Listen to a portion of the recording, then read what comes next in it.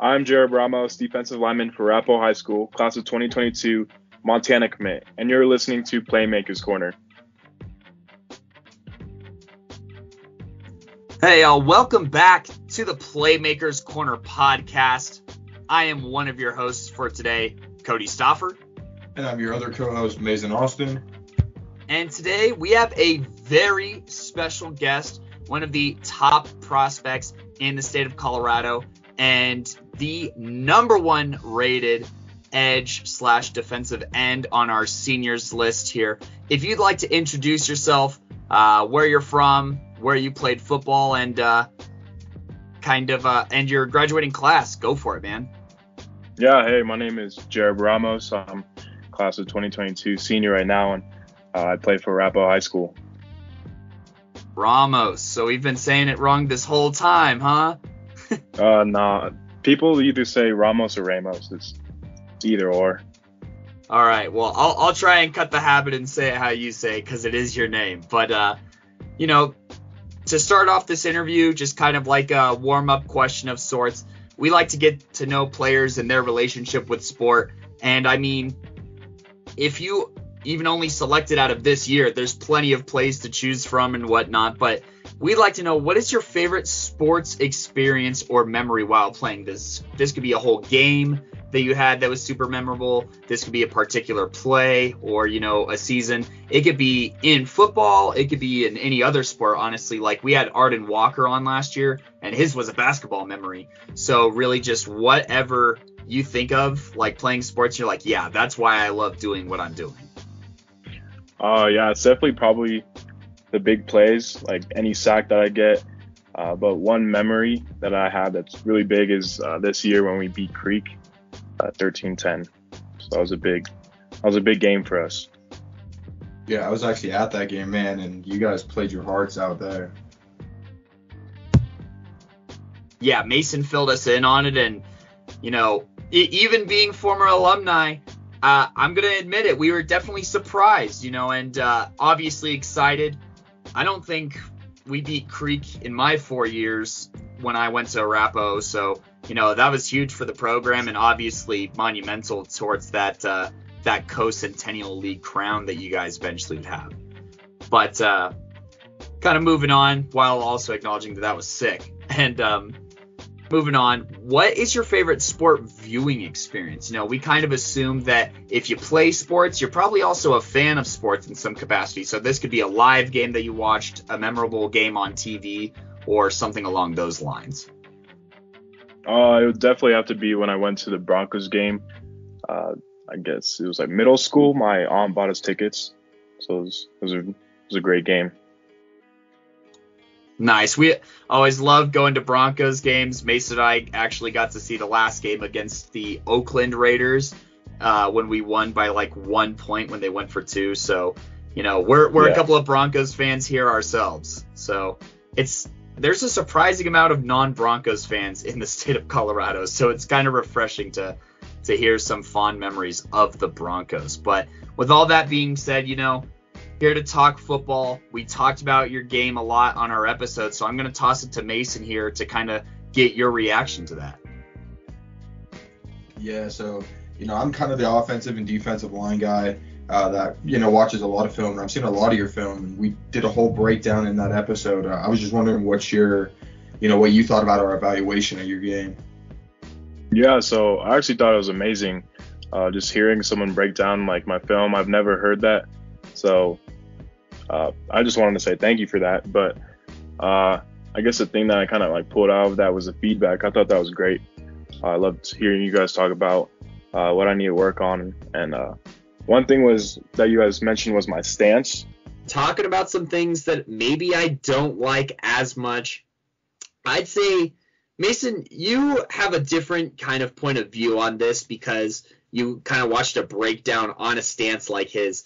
But his stance looks so freaking weird to me. It was the lowest thing I graded him, at least from a rushing standpoint. His stance is really weird, and sometimes it's good, but I think other times, like if he's trying to do stunts, which, they do have him run stunts, which is very versatile of him, but when he runs stunts, his stance definitely stunts his stunts is a good way to put it, because it doesn't allow him to move laterally as well, you know. So I think his stance is probably his biggest weakness to his versatility. And I think that's something that I tried this year that was new, because I don't remember doing that junior year, so that was kind of new this year. Yeah, did you think that kind of helped impact your game at all, or like changing it up a little? I'd say yes and no. I kind of changed it from game to game, so it really depended. So I didn't really notice the difference. No, that's definitely fair.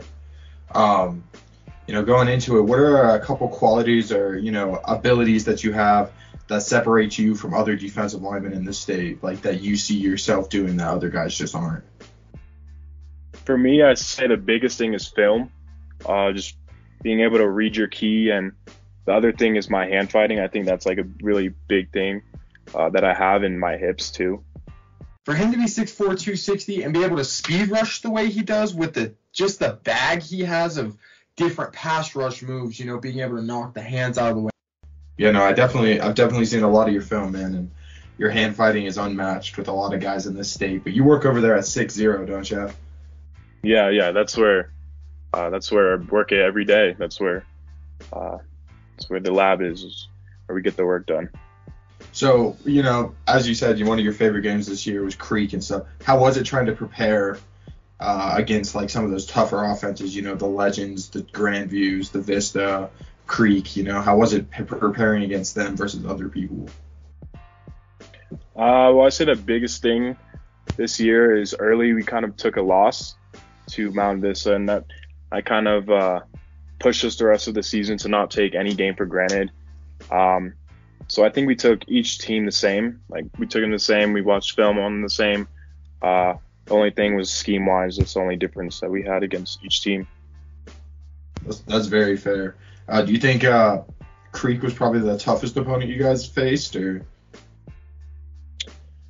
Honestly, I think Legend was the toughest that we faced, but in the end, Creek beat Legend, and Creek went to the state championship. So okay, yeah. It's kind of weird. Yeah, no, that's definitely a take on it. I was actually at both of those games for you guys, the Legend and the Creek and the Grandview, and Kodey and I were also at the Mountain Vista game. So, we saw all the different things, and Legend really, I think they brought out some looks they probably didn't bring out in film, and I think that's where it kind of shook everybody at first. Oh yeah, I think the biggest thing when we played them was we couldn't run on them, so we had to keep passing the ball. So that was a big thing because we're more of a run team. The defense was still getting it done, man. I watched you guys stuff them, pass it back. What are some of the things going into this offseason that you're making a point on working? The biggest thing is my agility and speed. I feel like that's something I really need to work on. Just with my size, I think that's something I have a lot of potential in, is my speed.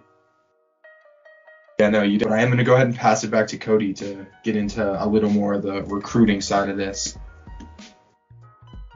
Yeah, so, and then just a quick reaction to, kind of some of the things that you talked about. Obviously, you mentioned it's kind of weird how Legend was a tough matchup, but, I mean, it's all about the matchup and who shows what, I mean, like you said, 1 week you lose to Mountain Vista, and a couple weeks later you beat Creek, right? And, Creek beats Mountain Vista. Every week is a different week, and that's why football is such an amazing game, is because, I mean, I know this thing's any given Sunday, but, whether it's high school football, college football, or professional football, anyone can win any game. I mean, we're seeing it in the NFL now, even, where a 7th seed Niners went down to the wire against one of the higher seeded Rams, in the playoffs and stuff like that. So, just had to kind of comment there on the beauty of the game and whatnot. And I guess a little bit before we jump into recruiting stuff, we already kind of talked about the Arapahoe game. Also, I didn't realize how many Arapahoe games we made it out to, but that's what happens when you're an alumni. But, I guess kind of you got to play with some great talent over there at Arapahoe. I guess what are 2 to 3 things that you think separated that Arapahoe defense from other defenses around the state or country, and this could include you or your position group as well. Yeah, I definitely say we had the best defensive line in the state. I mean, we averaged 6'4", 250 across the board, and our backups would start at any school, I'd say. So I think that was a big thing about our defense, and the other thing was our linebackers. I think we had really good linebackers this year. Yeah, that front seven was stout, and I mean, you could just tell that you guys could get a push on an entire offensive line, only bringing 4 a lot of the time too, which is something most defensive coordinators would kill for, because then it just makes everyone else's jobs easier as well. But, I guess kind of before we start looking ahead, are there any Arapahoe guys that, are kind of the next up here that you'd want to shout out for next season? Some guys to look out for maybe? Yeah, definitely. Sterling DaCosta, he's a safety, Alonzo Ramirez, Pershawn Miller. Those are a lot of some good guys who are going to step up next year and who have been playing this year as well. Awesome. Yeah, we love looking forward to that young talent and whatnot. Speaking of young talent, obviously you're a senior, so you'll be heading into kind of that next chapter in your life and whatnot. And I guess kind of how has Arapahoe as a school or as an athletics/football program impacted what you prioritize on the next level? You had a lot of interest over the past couple of years. Obviously, you had a lot of visits. So I guess kind of what were you looking for in a school or program as you went on all these visits and whatnot? The biggest thing for me was the culture of the program. I kept highlighting that was the culture of the program. And the second thing was my relationships, just with everyone across the board. Just because I see myself as a family man and love to hang around my family, my friends. And the brotherhood of a program is really important to me. And my relationship with the coaches is really important to me as well. Yeah, no, that all makes sense. And that aligns with what a lot of, athletes have said in the past. And look, at the end of the day, you're going to be seeing those guys more than most of your professors, right? So, it's always good to make sure that you have those relationships and those bridges built for sure.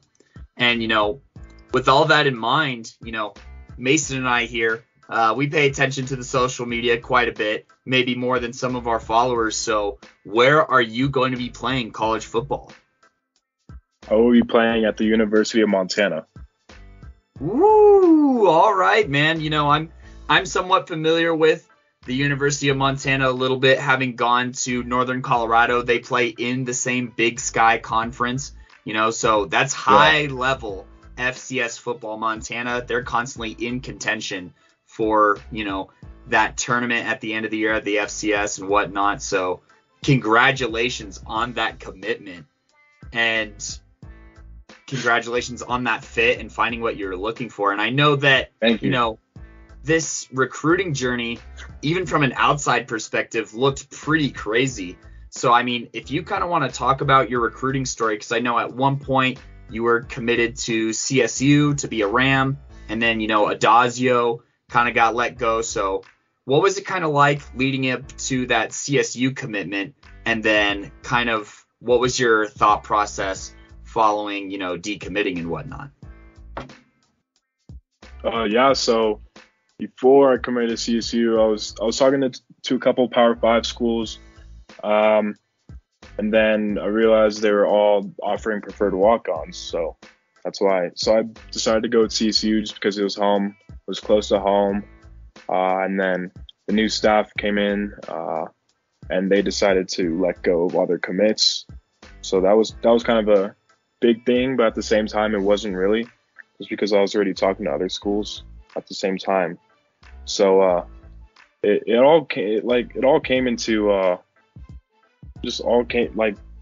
together at the end, because Montana ended up hitting me up, and then here we are. Yeah, of course. And I appreciate you knowing your worth. I feel like Colorado talent in general is pretty overlooked and undervalued, and it's not treated like a football state, even though we got football players here obviously, such as yourself, and, I mean, we talk about players every week on our top 5 lists, right? And a lot of those guys are D1 talent. And so I salute you for knowing your worth and, going to a place that's going to help you out scholarship wise and, not give you a preferred walk on where, I mean, you could play at a Power 5 school. I have no doubt about that. I'm sure Mason has no doubt about that. But they know that you play in Colorado, so they try and undercut you. So way to know your worth and get what you're worth out of the whole thing, for sure. Yeah. I guess while you're on kind of your recruiting journey, what kind of tools did you kind of have at your disposal? Obviously, I know our guy over there at 6-0 does a lot, as far as putting you guys on, taking a lot of videos for like your social medias and stuff like that. So you obviously had like the 6-0 tools, or, if there were other tools maybe from like the Arapahoe coaching staff, because I know Coach New has been kind of around the block as well. Yeah, definitely. So freshman year, the Rod Sherman, he's been my coach since junior year. He's really helped me with a lot of recruiting, and he's gotten me a lot of my offers. And at 6-0, it's definitely all the videos that he's taking, that all the colleges get to see. That's like probably the biggest way that I've been recruited was through 6-0, just because they see like all the work that I've been putting in. And then recently it's been Ryan Mullaney. He works with Team Attack Academy, and so he's really helped me with getting with Montana. All right. Did you say Team Attack Academy? Yep. What's that all about? I think this is the first time I've heard of it. So basically he trains O-line, D-line, and I've worked with him one summer, and kind of helps me a lot with my tools. Nice. Is that a Colorado guy, or is that like a national thing? Because I know that you've done some national competitions and some Under Armour stuff as well, I believe, right? Yep. Yeah, that's here in Colorado. Oh, nice. We'll have to connect with him and kind of see what he's all about, because that's awesome that, we got Colorado guys putting on Colorado talent. That's what it's all about. That's what we're here to do. And so, hearing about that obviously makes us very excited. I guess, you're here, senior year of high school. You only got a couple of months of school left, which is exciting. And, you're a solid student as well. What is some advice that you would give high school athletes kind of making their way through high school and who aspire to go to the next level, whether that's on the football field or in athletics or, in the classroom? I say the biggest thing is stay consistent in the weight room, training with your football team. That's the biggest thing for me, because when you're not, you're going to drop away. You're going to lose technique. And the other thing is don't take anything for granted. That's something that's huge. You need to live in the moment and know what's going on. Hey, that's good advice. It's kind of like take one day at a time and just hit every day as well as you can, more or less. And consistency, that's not really, it's like a underlying thing that kind of wraps a lot of things together. And that's something that not too many people have brought up. So I appreciate you mentioning that, just that discipline to hit the same things kind of over and over again. So thank you for bringing that up. Let's see here. So, we're kind of getting near the end of the interview here, but I just had a couple of questions kind of pop up in my head as we've been going through. And I guess you listened at least to your segment of the episode. Are you familiar with some of those other top 5 guys that we talked about, like Marcus? I mean, obviously you played with Jackson Adams, but like Logan Correa and those guys, are you familiar with them at all? I am with Logan Correa because I trained with him at 6-0. Who were the other top guys? So we had at number 5 Nathan Hallmark. He was like the 5A leader of sacks in Fossil Ridge, and then Jackson Adams and Marcus Howard out of Aurora Central. I've heard of Nathan before. Yes. Okay, and so kind of knowing those guys, obviously Logan, and then, Jackson, who you played with, what was it kind of like hearing all those names and then kind of knowing their game and then kind of, hearing about their game and looking at it? What was your reaction like? Okay, like I stack up pretty well in this area, or hearing in ways that you kind of exceed in those other ways against some of even your peers and guys that you train with? Yeah, it's interesting just comparing guys, but I think the biggest thing is my size. I'd say I think that was probably the biggest difference between me and the other guys. And I'd say my pass rush. Yeah, no, obviously your frame was our highest rated on the entire list. It's not every day that you get a class of 22 guy at your size who moves as well as you do and kind of has a bag as well as far as pass rush. So, that was awesome. And,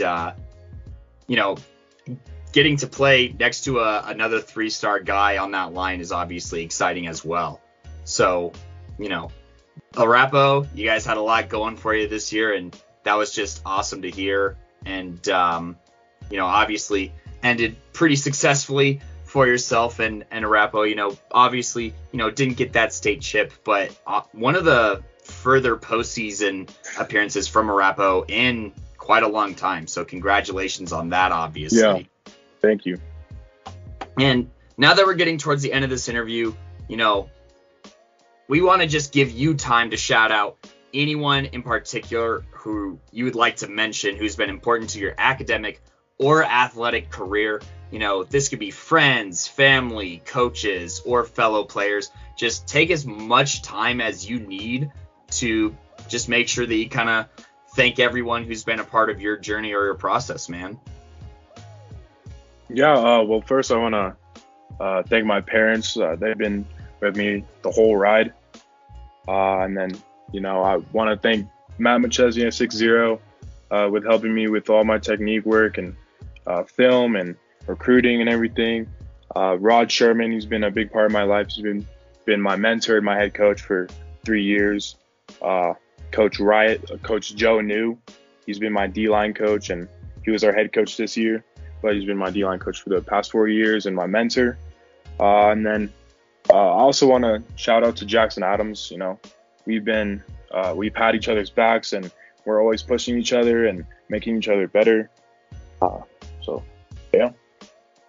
Yeah, no, that's a great supporting cast, and for your D-line coach to then go to your head coach, that's awesome that, he finished out his coaching career there with you as a senior, and we obviously wish him the best of luck in retirement. He was very hospitable for us, anytime we wanted to go to a game or get down on the field, he was always super awesome about that.